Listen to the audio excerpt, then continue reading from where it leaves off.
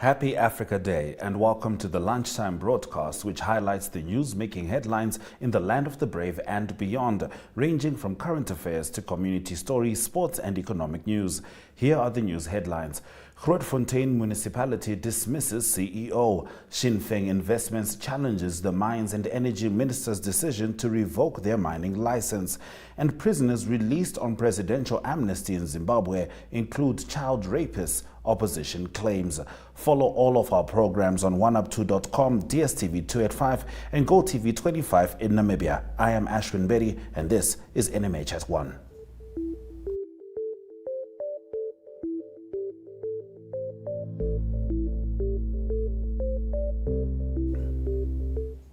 In the midday news update, the Grootfontein municipality has dismissed its CEO Kisco Sinvula following a special council meeting held this morning. Sinvula returned to work this week after the High Court nullified his suspension last week. The court reversed Sinvula's suspension on the basis that it was not done with permission from the line minister Erastus Utoni. Council this morning resolved to fire Sinvula and pay him money equal to the salary and benefits of the remainder of his contract. His monthly salary was 80,000 Namibian dollars. Visual News brings you local stories from across Namibia right after the break. Stay with NMH at 1.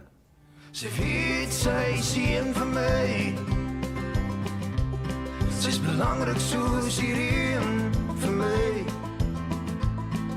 My dorre grond word geseën vir my. En daar raak sy 'n blom, maar die eerste aanraking van die son, by die horison uitkom.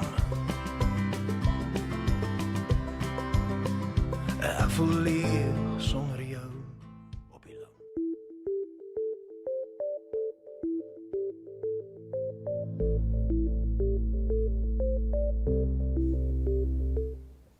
Let's get into the visual news. Judge Ramon Marstop this week heard the case in which Chinese lithium miner Sinn Féin Investments is challenging the Minister of Mines and Energy Tom Aluendo's decision to revoke their mining license ML243 for their Okombahe open pit near Omaruru yesterday. The minister says Sinn Féin committed fraud in their initial application for the license and that he can revoke the 20-year concession. He has given the miners until 31 May to stop all operations there. Now, Sinn Féin says the Mineral Act does not give the minister the right to cancel the license and that stoppage of work will jeopardize their 600 million Namibian dollar investment, cost almost 290 jobs, increase risks to the environment.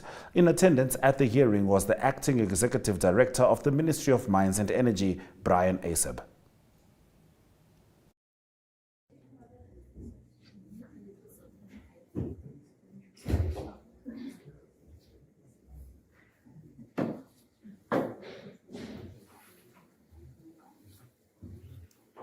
Court today is arguments from both sides, from both parties, both the applicants and the respondent, which is obviously us as the Ministry of Mines and Energy. And I think it's important that we wait for the outcome of the court on the 2nd of June. And what was the application for, sir? The application was brought by Sinn Féin to basically set aside the decision by the minister to revoke the license. So it's a two-part application in which they seek for an interdict to stop us from basically revoking the license. And then secondly, the second part will be heard at a later date.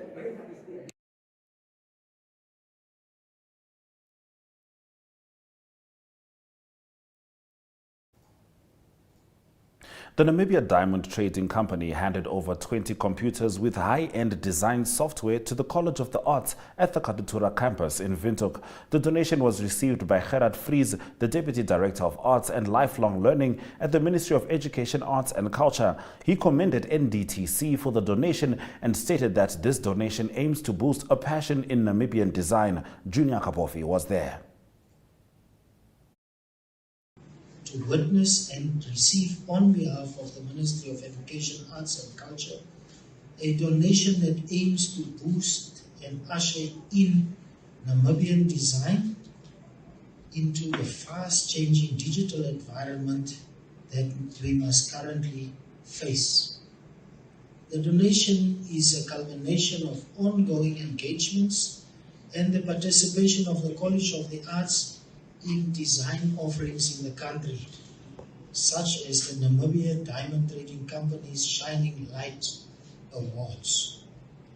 I have been informed that over the past years, visual arts and design lecturers and students in the Department of the Visual Arts and Design have been instrumental in participating and supporting those awards through varying means.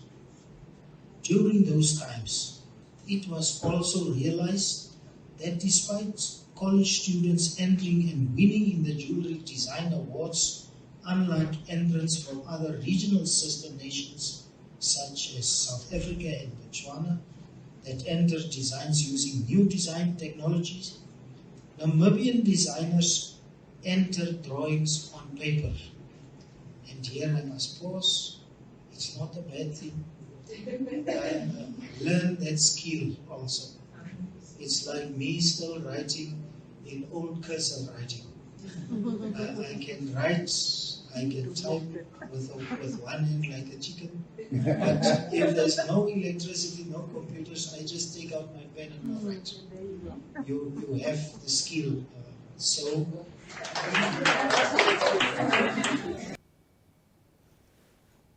Cabinet has this week approved the much-awaited green hydrogen feasibility and implementation agreement with Namibia. The details follow shortly as we move to economic news after the break.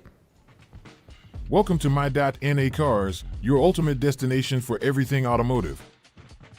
I am your host, Diana Master. Teamwork makes the dream work, right? Discover the latest models, innovative technologies, and expert insights from our passionate hosts. Learn essential maintenance tips and get exclusive behind-the-scenes access to the automotive industry. Don't miss My.NA Cars on NTV every Thursday at 2100 hours. Tune in and ignite your passion for automobiles.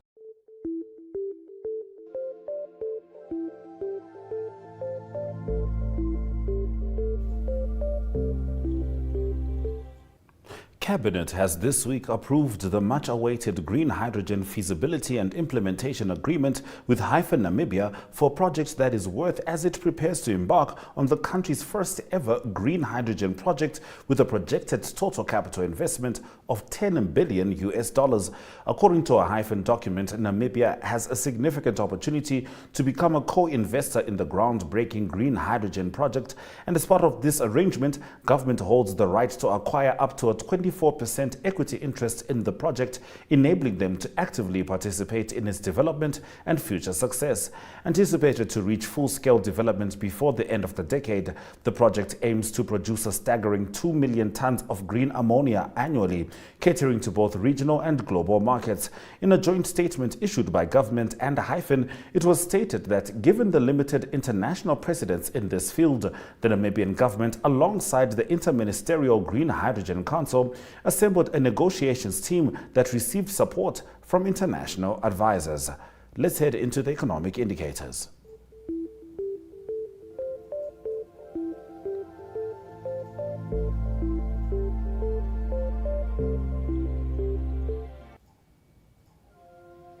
$20.65 Namibian dollars will get you €1, while 19.25 Namibian dollars gets you $1 and 1 Chinese yuan costs you 2.72 Namibian dollars.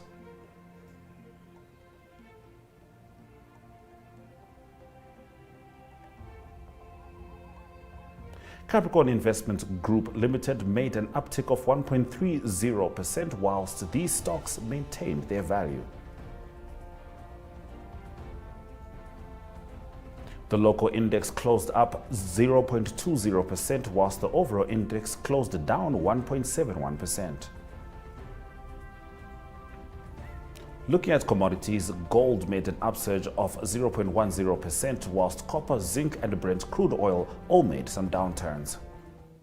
Now, wildlife officials in North Cameroon are struggling against a marauding herd of elephants that wandered into a regional capital this week after trampling through surrounding villages. More on this after the break. Evening and welcome to Sunset News. Attachment stays in list A in his speech, rate and taxes, and how much.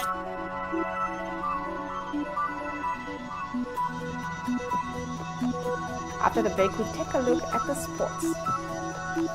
We bring you economic indicators, tomorrow's weather, and sports. I am Aina Raiza Kweo.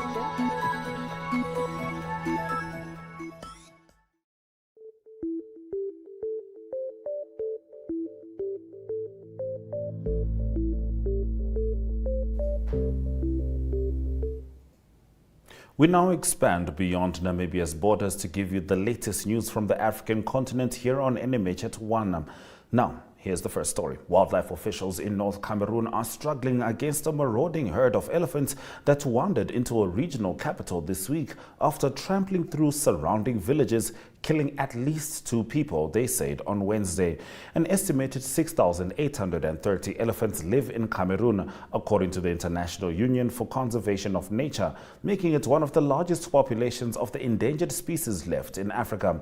Conservation efforts have increased their numbers over the past years, but the loss of habitat to plantations and villages causes the animals to occasionally wander into human settlements, trampling crops and homes, and sometimes charging people. Zimbabwe's main opposition coalition, Citizens Coalition for Change, has claimed that some of the more than 4,000 prisoners released on presidential amnesty last week include child rapists. President Emmerson Mnangagwa pardoned the prisoners drawn from the country's 47 prisons in an attempt to decongest the overcrowded jails. Prison authorities had, however, said rape was among offenses excluded from the amnesty. However, viral videos showed that local media said there were rapists celebrating their freedom, with some who said to have served less than a year of their term. The CCC, in a statement on Wednesday, said it was grossly irrational to release dangerous, unrehabilitated offenders back into society before informing or preparing rape victims.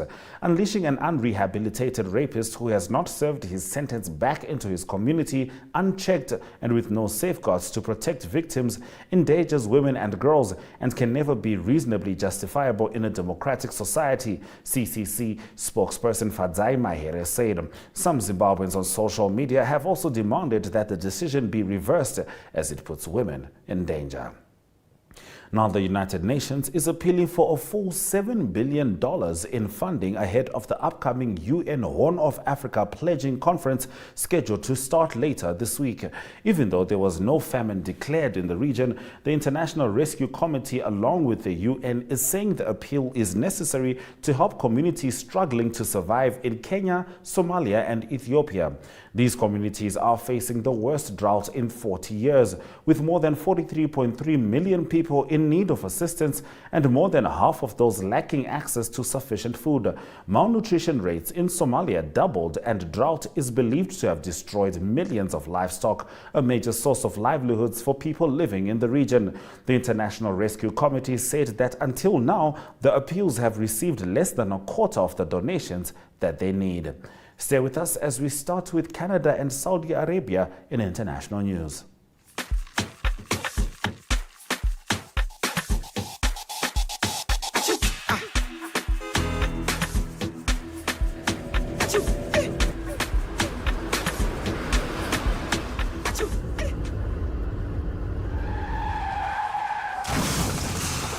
Please adhere to the speed limit.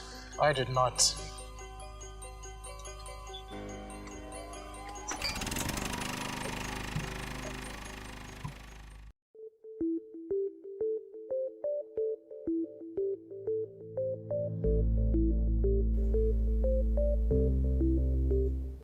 Let's get into the international news stories on NMH at 1.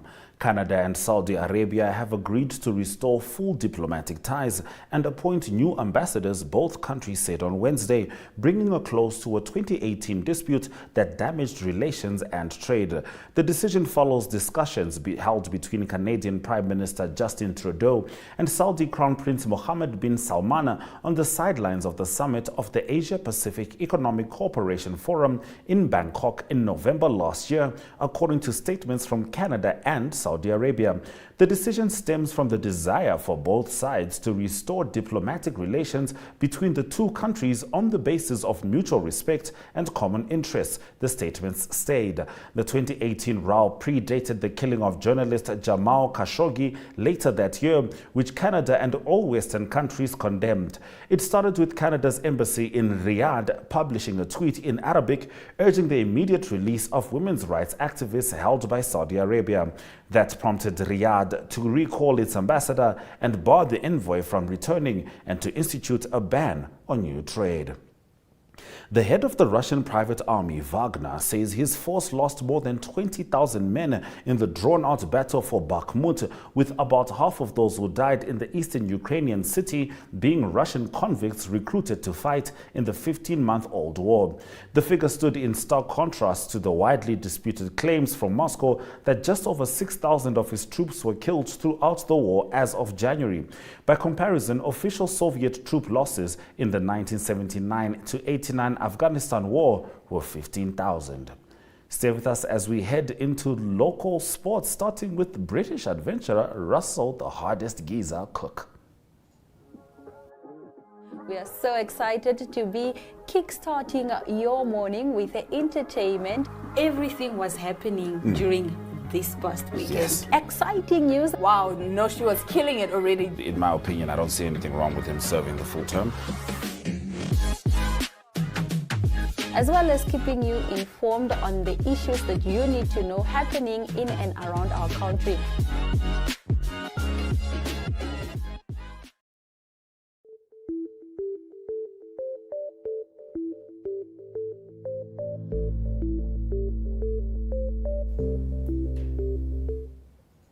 Let's get into local sport on NMH at 1. The British adventurer Russell Hardest Geezer Cook arrived in Windhoek on Wednesday afternoon after 33 days, approximately 40 marathons and 1,677 kilometers from Cape Argolas. Cook ran a further 13 kilometers from the capital to Okahanja yesterday afternoon. He started jogging from his stopping point of the 13 kilometers to Okahanja. Cook's destination is the city of Tunis, Africa's northernmost point, where his 15,000-kilometer journey will end. The 12th edition of the Namibian Local Authority Sports and Recreation Association Games are being held in Swakopmund this week, ending tomorrow. Erongo Regional Governor Nevo Andre says during the opening on Monday, he said that they recognize the benefit of a safe and a healthy working environment for workers as it enhances productivity, economic growth, and has established a policy on occupational safety and health at the workplace, primarily also focusing on the integrating employee wellness into the occupational safety and health program. The Namibia Sports Commission, in collaboration with the Ministry of Information, Communication and Technology, officially launched the National Sports Jersey Competition yesterday at their office in Windhoek. The initiative is part of the Nationhood and National Pride program. The competition will be in 3 phases, of which the first is a call for submission of design entries opened yesterday and will close on 24 June at 11 p.m. The second phase is the adjudication process by a panel of industry experts and the announcement of 5 final chosen designs. The public will have the courtesy of voting for the final design. The third phase will be for procurement, involving an expression of interest open bid for the manufacturing and supply of the National Supporters Sports Jersey in adherence to the public procurement guidelines. Stay with us as we head into international sport. How's it, Chief? It's more. Give me a full tank. HB boss, change your tires, they are worn out. You know what, I'll change it next month, it's fine.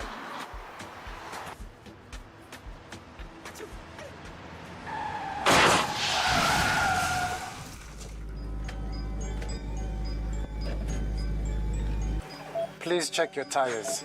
I did not. 1, 2, 3, 4, 5, 6, 7,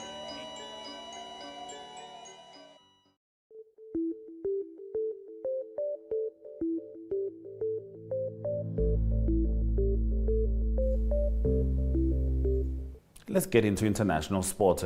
Michael Yema was disqualified from the Lyon Open on Wednesday after he smashed his racket on the umpire's chair following an argument over a line call. Swede Yema was playing Frenchman Arthur Fils in the last 16 of the ATP 250 event when the 24-year-old argued with the umpire over a return and pointed to a mark on the clay to make his case. The umpire said he saw the ball bounce on the line, but Yema, ranked number 53 in the world, was furious that he did not come down from his chair to get a closer look. Yema continued playing, but after Fils broke to lead 6-5 in the opening set, the Swede lost his cool and smashed his racket twice on the side of the umpire's chair, breaking it and tossing the handle on the court.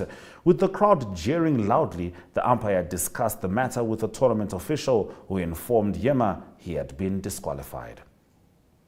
La Liga president Javier Tebas apologized on Wednesday for his online rant at Real Madrid player Vinicius Jr.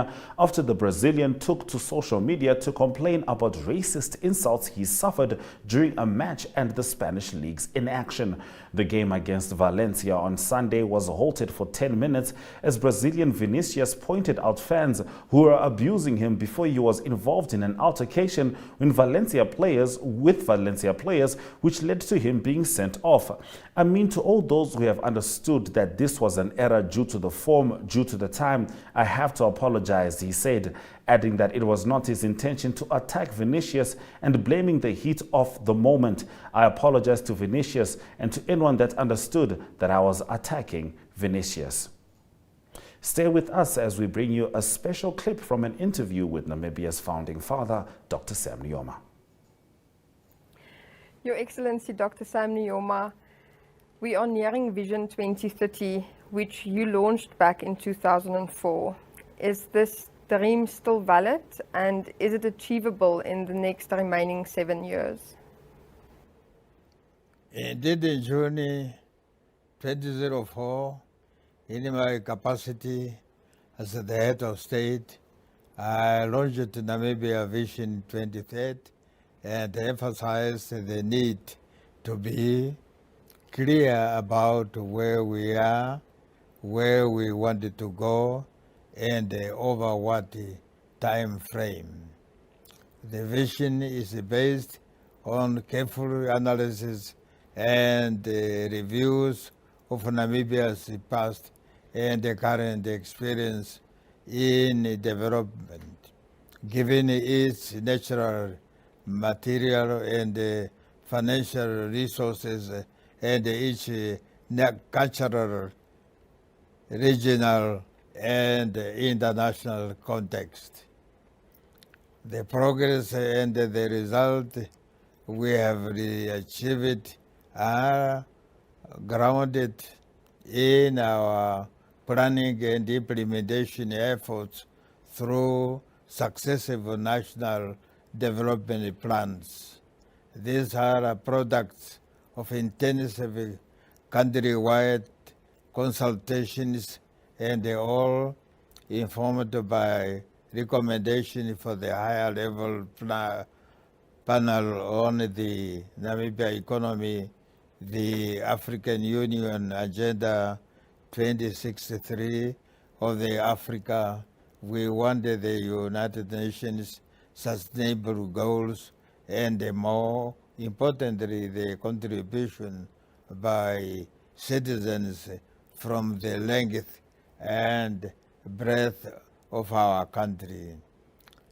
Thus, this vision is still valid and achievable in the remaining 7 years if we work hard and remain united as I believe that a people united striving to achieve a common good for all members of the society will always emerge victorious. Welcome to What's Cooking, where culinary passion meets expert insights. Somebody must really want to cook and want to cook good food. Immerse yourself in the bustling world of professional kitchens as top chefs create mouth-watering dishes. Join us for in-depth interviews as our host explores the experiences and expertise of our guest chefs. Don't miss out. Tune in to What's Cooking on NTV every Friday at 2100 hours and let the culinary adventure begin.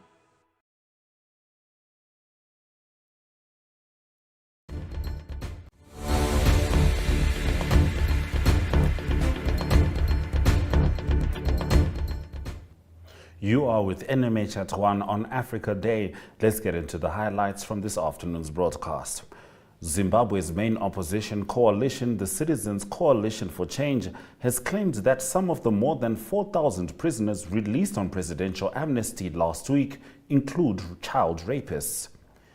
Canada and Saudi Arabia have agreed to restore full diplomatic ties and appoint new ambassadors, both countries said on Wednesday, bringing a close to a 2018 dispute that damaged relations and trade.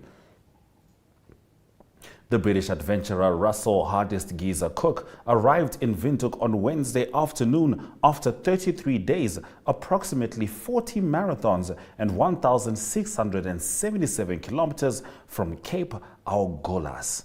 He is making his way to Angola from Namibia. Those have been your highlights. Remember to tune in every weekday at 1 p.m. to spend your lunch hour with NMH at 1, catching up on the latest news in Namibia, Africa and the world, ranging from current affairs to economic news, sports and international headlines. I'll leave you with the words of Kwame Nkrumah. I was not born in Africa. Africa was born in me. Happy Africa Day.